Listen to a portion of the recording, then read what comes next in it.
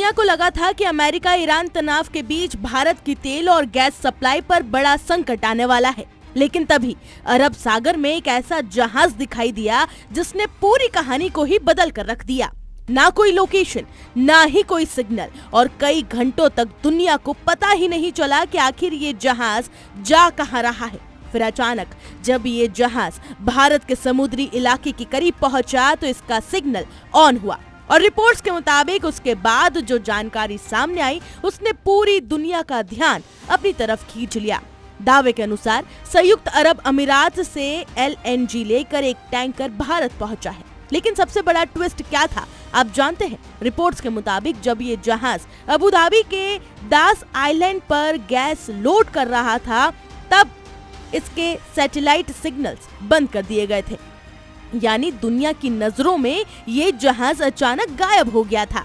AIS tracking data के मुताबिक इसके बाद ये जहाज बिना लोकेशन दिखाए स्ट्रेट ऑफ हॉर्मुज और फारस की खाड़ी जैसे संवेदनशील समुद्री इलाके से आगे बढ़ा। और याद दिला दें कि यही वो इलाका है जहां इस वक्त पूरी दुनिया की नजरें टिकी हुई है, क्योंकि अगर यहाँ हालात अब बिगड़ते हैं तो पूरी दुनिया में तेल और गैस सप्लाई पर असर पड़ सकता है।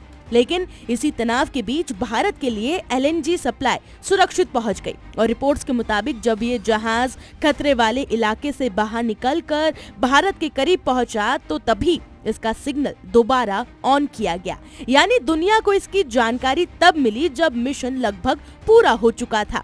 अब जरा इसे PM मोदी की हालिया UAE मीटिंग से जोड़कर देख लेते हैं। कुछ दिनों पहले आपको बता दें कि प्रधानमंत्री मोदी यूरोप दौरे से पहले अचानक संयुक्त अरब अमीरात में रुके थे। 2.5 घंटे की हाई लेवल मीटिंग उनकी हुई। उस वक्त कई लोगों ने ये सवाल उठाए थे कि इतनी विदेश यात्राओं से आखिर फायदा क्या होता है, लेकिन अब तस्वीर कुछ और ही दिखाई दे रही है। जब दुनिया के कई देश ऊर्जा संकट से जूझ रहे हैं तब भारत अपने लिए नए रास्ते तैयार करता हुआ दिखाई दे रहा है। और सिर्फ LNG ही नहीं, इसी बीच एक और बड़ी खबर भी सामने आई है। अचानक वेनेजुएला भारत का तीसरा सबसे बड़ा ऑयल सप्लायर बन गया है। वही वेनेजुएला जिससे भारत ने लंबे समय तक तेल खरीदना लगभग बंद कर दिया था, लेकिन अब भारत फिर से वहां से भारी मात्रा में तेल खरीद रहा है।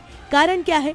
दुनिया में इस वक्त आपको बता दें कि सस्ता तेल मिलना सबसे बड़ी चुनौती बन चुका है। रूसी तेल महंगा हो रहा है, मिडिल ईस्ट में लगातार हालात बिगड़ रहे हैं और खाड़ी क्षेत्र में सप्लाई को लेकर अनिश्चितता लगातार बनी हुई है। ऐसे में भारत ने नया रास्ता चुना है। वेनेजुएला का तेल हैवी क्रूड ऑयल माना जाता है। दुनिया के ज्यादातर देश इसे आसानी से रिफाइन नहीं कर सकते हैं, लेकिन आपको बता दें कि भारत उन चुनिंदा देशों में शामिल है जिनके पास ऐसी एडवांस रिफाइनरीज हैं जो इसी भारी तेल को पेट्रोल और डीजल में बदल सकती है। यानी दुनिया जिस तेल को मुश्किल मान रही है, भारत उसी को अपनी ताकत में बदल रहा है। एक तरफ UAE से LNG सप्लाई सुरक्षित पहुंचती है तो वहीं दूसरी तरफ भारत नए तेल स्रोत तैयार कर रहा है और यही सबसे बड़ा संकेत है।